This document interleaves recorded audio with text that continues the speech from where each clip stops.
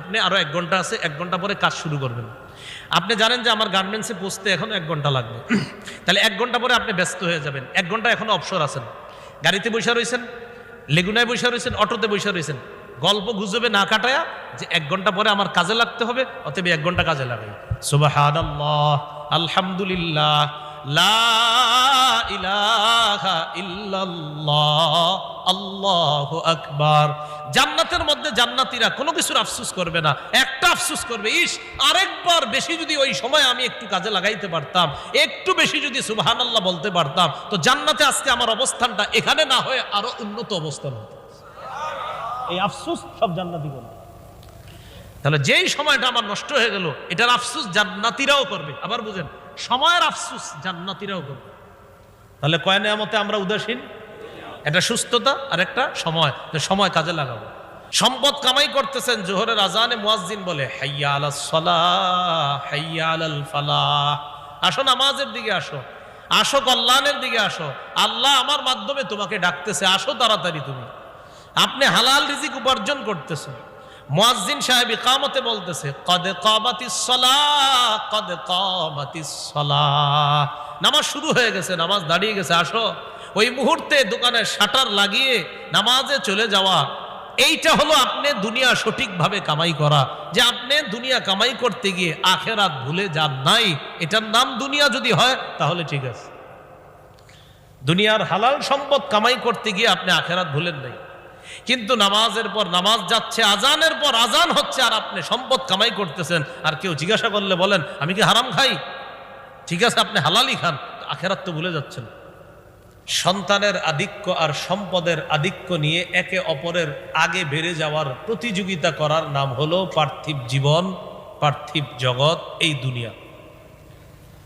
তো আল্লাহ বলেন এই দুনিয়াটা হলো খেল তামাশা, বাহ্যিক চাকচিক্য, আপোষের মাঝে গর্ব অহংকার করা, আমার সন্তান বেশি, সম্পদ বেশি, এই নিয়ে একে অপরের চেয়ে আগে বেড়ে যাওয়ার প্রতিযোগিতা করার নাম হলো পার্থিব জগৎ, ইহজগৎ। এখানে আল্লাহ প্রথমে বলছে লাইবু ওয়ালাহুন, খেল তামাশা। খেল তামাশা দ্বারা উদ্দেশ্য হলো আমাদের শৈশবকাল, শৈশবকালটা খেল তামাশায় কাটছে। এরপরে আল্লাহ বলছেন ওয়াজিনা, বাহ্যিক চাকচিক্য, এটার দ্বারা উদ্দেশ্য যৌবনকাল। যৌবনকালটা মানুষ শুধু সৌন্দর্যতা তালাশ করে, চাকচিক্য কোথায় এটা তালাশ করে যৌবনকালে। এরপরে আল্লাহ বলছেন ওয়াতাকাসুরুম বাইনা ওয়াতাফাখুরুম বাইনাকুম ওয়াতাকাসুরুন ফিল আমওয়ালি ওয়াল আওলাদ, সন্তান আর সম্পদের আধিক্য নিয়ে গর্ব করা, এটা হলো বার্ধক্যকাল। বয়স বেড়ে গেলে মানুষের গর্বের বিষয় হয়, আমার দোকান আছে এই কয়টা, আমার সন্তান আছে এই কয়জন, আমার নাতি নাতনি আছে 20 জন 22 জন, এগুলো হয় মানুষের গর্বের বিষয়।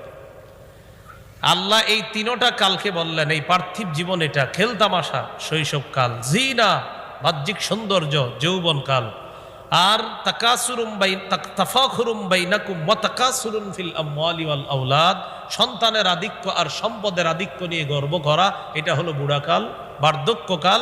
ওই সময় মানুষ এটা বলে, কেউ জিজ্ঞাসা করলে আল্লাহ দিলে আমার 5টা বাড়ি আছে, সন্তান আছে 7 জন, নাতি নাতনি আছে 20 জন 22 জন, এরকম বলে। তো আল্লাহ পাক রব্বুল আলামিন কয় এটাই পার্থিব জীবন। এই সৌন্দর্য কেমন জানো? কামাসালি গাইসিন, আকাশের বৃষ্টির মতো, মেঘের মতো। মেঘ থেকে বৃষ্টি আসে, আসার পর জমিনে বৃষ্টি পড়ে, ওই বৃষ্টি থেকে উদ্ভিদ ওঠে, ওই বৃষ্টি থেকে ফসল হয়।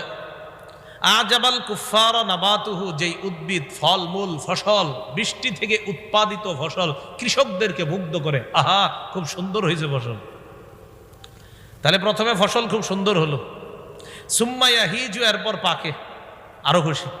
ফাতারাহু মুসফাররা, তুমি দেখবে যে তা হলুদ বর্ণ ধারণ করে, পিত বর্ণ ধারণ করে। এটা কি সারা জীবন থাকে হলুদ বর্ণটা? পাকার পরে কি সারা জীবন পাকা থাকবে? আল্লাহ বলেন সুম্মা ইয়াকুনু হুতামা, এক পর্যায়ে সব চূর্ণ বিচূর্ণ হয়ে যায়, হঠাৎ দেখা যাবে এই জমিনে কিছুই নেই। ফসল আছে, এক পর্যায়ে ফসল ছিল, ফসল পাকছে, আমরা জমিনের পাশ দিয়ে বলি মাশাআল্লাহ ধানগুলা সুন্দর হয়েছে, কিন্তু একটা পর্যায়ে দেখি ধান টান কিছুই নেই। তো আল্লাহ বলেন এই দুনিয়াটা এমন, সৌন্দর্য তুমি দেখতেছো কিছুকাল, এরপর দেখবা সব শেষ হয়ে যাচ্ছে নিমিষে। কৃষক তার সৌন্দর্য, ফসলের সৌন্দর্য দেখে, এটা সাময়িক সময়, সব সময় সৌন্দর্য থাকবে না, শেষ হয়ে যাবে। তোমার এই জীবনটা একটা সময় শৈশবকাল কাটিয়েছ, এরপরে যৌবনকাল, তুমি ভাইবো না সারা জীবন যৌবনকাল থাকবে। হঠাৎ বুড়া হবা, এক পর্যায়ে তুমি শেষ হয়ে যাবা। ক্ষেতের সুন্দর ফসল যেমন থাকে না, শেষ হয়ে যায়, তুমিও থাকবা না, শেষ হয়ে যাবে। এটা আল্লাহ বুঝাইলেন।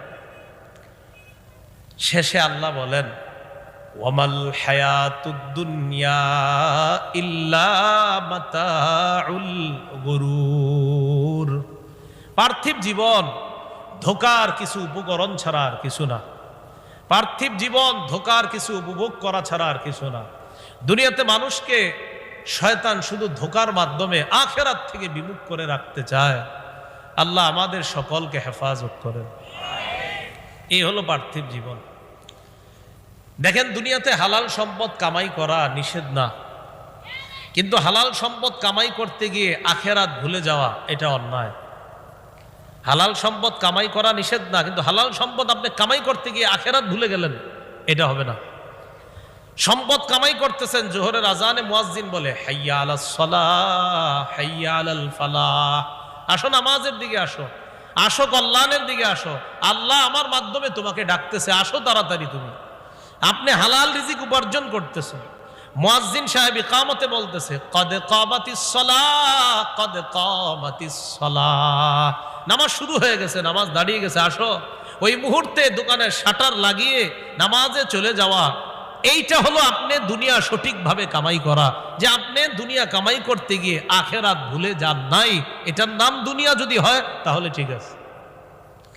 দুনিয়ার হালাল সম্পদ কামাই করতে গিয়ে আপনি আখিরাত ভুলেন নাই, কিন্তু নামাজের পর নামাজ যাচ্ছে, আজানের পর আজান হচ্ছে, আর আপনি সম্পদ কামাই করতেছেন। আর কেউ জিজ্ঞাসা করলে বলেন আমি কি হারাম খাই?